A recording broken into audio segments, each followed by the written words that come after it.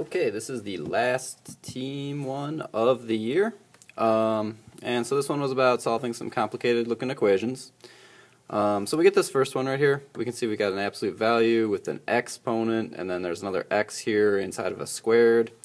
So this one's really complicated looking, and there's not really too much space to go for. So undoing would probably not be the best method in this case. We probably just want to use the calculator and just kind of look at the graph and see where it's going to turn out to be the same. So what we can do is we can type this into the graphing calculator. So we're going to go to the y equals screen, and we're going to put in the first part. So we're going to go to math, number, absolute value. And so I've got these nice little bars here. If you have one of the older calculators that just says ABS, you don't get the little bars. And I'll type them in exactly as it says, 2, then parentheses, 3, end parentheses, to the x.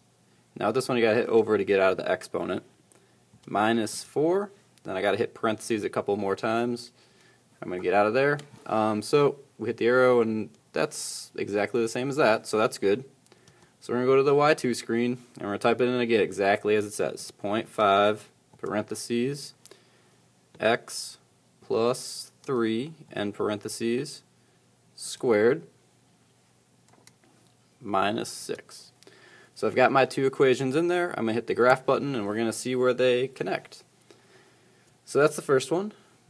And then there's the second one.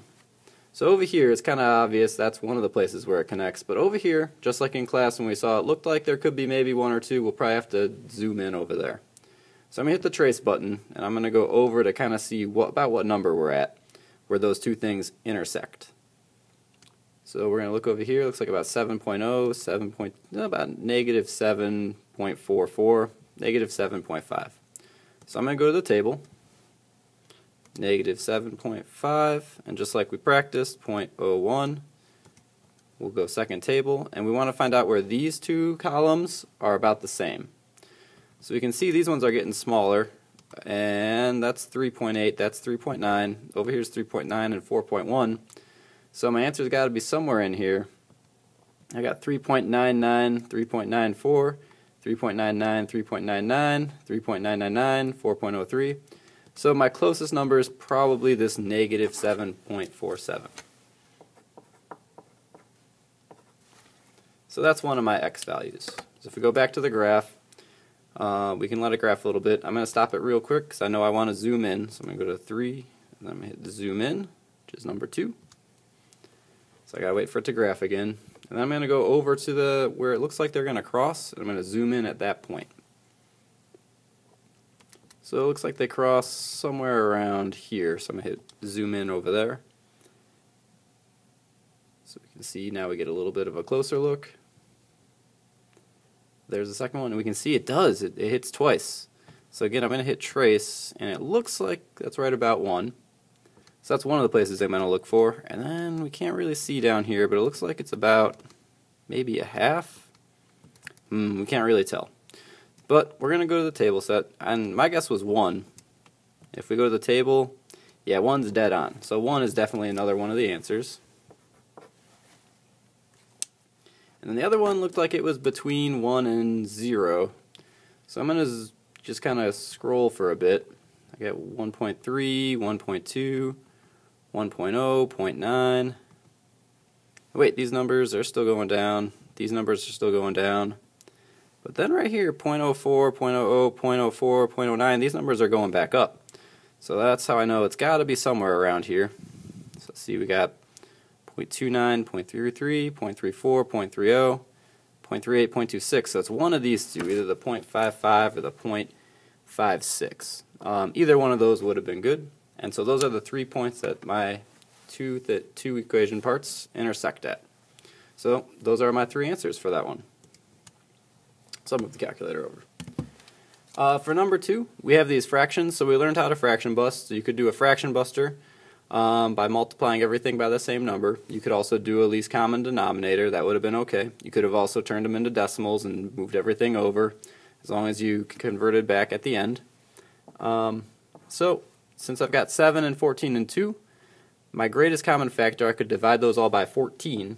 So I'm going to multiply everything by 14. So we get 14 times 5 over 7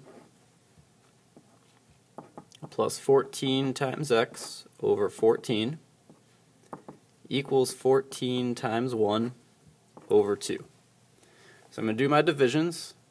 14 divided by 7 is 2. 14 divided by 14 is 1.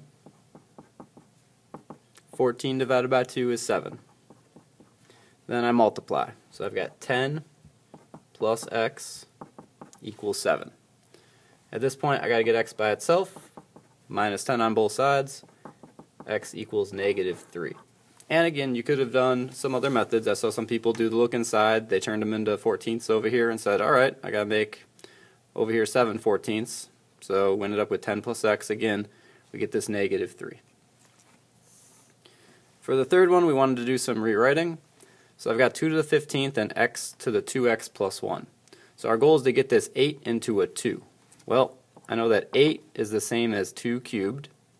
So I'm going to make a substitution. I'm going to rewrite it. 2 to the 15th equals 2 cubed to the 2x plus 1. At this point, we're going to use the exponent rules that we checked out in Chapter 3 and Chapter 7. So we've got 2 to the 15th. Power to a power means multiply. 2 to the 3, 2x plus 1. We're going to remember to distribute. So I've got 2 to the 15th equals 2 to the 6x plus 3. Since my bases are the same, I can rewrite this as 15 equals 6x plus 3. And it's a two-step equation from here. I'm going to come over here, divide by 6, divide by 6. So I get 2 equals x. On the back, we've got a quadratic equation and a linear equation. We practiced setting these two things equal to each other. If you wanted to graph these and use the table, that was a good method for this one also. But I'm going to do it with the algebra. So we've got x squared minus 2x plus 5 equals 9x minus 5. So I've set them equal to each other because we know the y's have to be the same. Since I got this x squared, I got to move everything over to the other side. So I'm going to do plus 5, plus 5. And then I got to do minus 9x, minus 9x. At this point, I got a quadratic equation. We could either do the boxes or the quadratic formula. I'm just going to do the boxes because we're going by hand. So when I make my boxes, take my x squared, take my 10. So I've got 10x squared when I multiply these two. And I've got my negative 11x. That goes right there.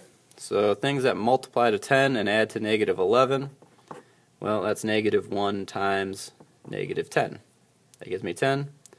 So I've got negative 1x, negative 10x.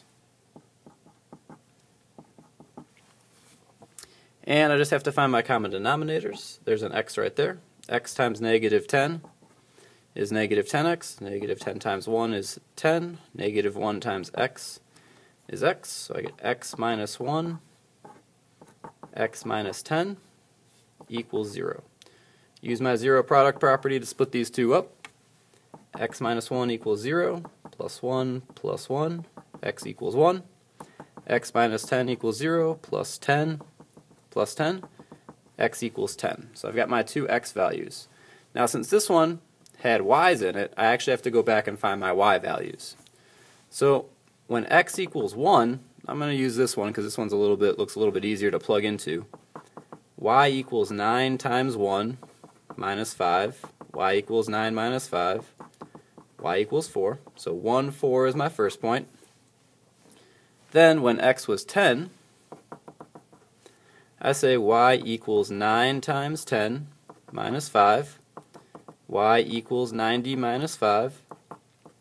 Y equals 85. So my other point would be 10, 85. So those are my two answers. Down here at the bottom, we got the absolute values, so the first thing we got to do is get that by itself. So I got to do minus 5 on both sides. 2x plus 18, the absolute value of that equals negative 5. And there's a trick to this one, because it's a -5, and we have an absolute value,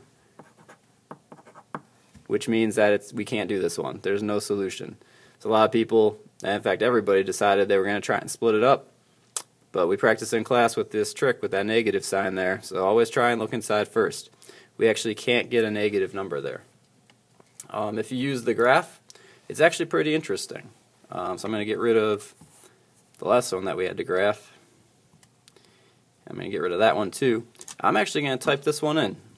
I'm going to type in this part right here, and equals -5, because I want to see what we get. So we're going to go back into the math, absolute value 2x plus 18, and down here I've got -5. I'm going to hit zoom 6 just to get back to standard. So you can see it bounces off right there, but this is where the other one is. Those two things are never going to intersect.